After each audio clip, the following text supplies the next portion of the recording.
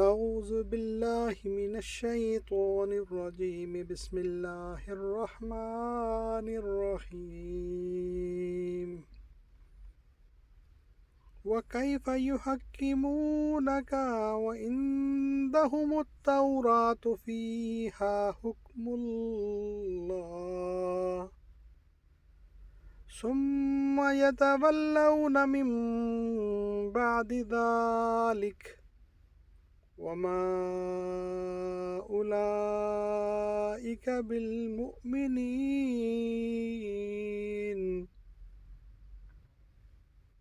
تعجب کی بات ہے کہ وہ کیسے اپنے پاس توریت ہوتے ہوئے جس میں احکام الہی ہے آپ کو منصف بناتے ہیں، پھر اس کے بعد بھی پھر جاتے ہیں۔ دراصل یہ ایمان و یقین والے ہیں ہی نہیں۔ یعنی ایک طرف تو آپ صلی اللہ علیہ وسلم کو جھوٹا نبی سمجھتے ہیں اور پھر فیصلہ بھی آپ صلی اللہ علیہ وسلم کے پاس لاتے ہیں، اور دوسری طرف توریت ہے جسے اللہ کی سچی کتاب سمجھتے تو ہیں لیکن حکم اس کا بھی نہیں مانتے۔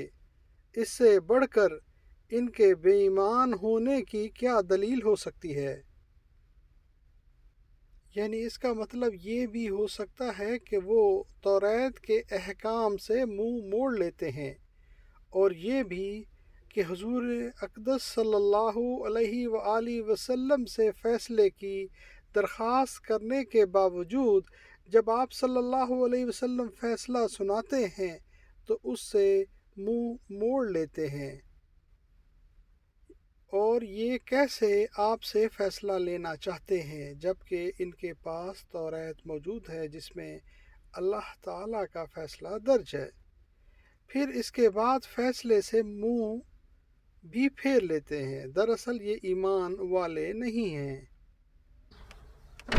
وَكَيْفَ اور کیسے یحکمونک وہ آپ صلی اللہ علیہ وسلم کو منصف بنائیں گے، وَعِندَهُمْ جبکہ ان کے پاس التوراۃ توریت فیہا اس میں حکم اللہ اللہ تعالیٰ کا حکم، ثم پھر یتولون پھر جاتے ہیں، من بعد اس کے بعد یعنی بعد ذالک اس، وما اور نہیں، اولئک وہ لوگ بالمؤمنین ماننے والے ایمان والے۔ تعجب کی بات ہے کہ وہ کیسے اپنے پاس توریت ہوتے ہوئے جس میں احکام الہی ہیں آپ صلی اللہ علیہ وسلم کو منصف بناتے ہیں، پھر اس کے بعد بھی پھر جاتے ہیں۔ دراصل یہ ایمان و یقین والے ہیں ہی نہیں۔ صدق اللہ العظیم۔ اللہم صلی وسلم علی نبینا محمد وآل محمد رب ارحمہما کما ربیانی صغیرا ربنا هب لنا من ازواجنا وذریاتنا قرۃ اعین واجعلنا للمتقین اماما آمین یا رب العالمین۔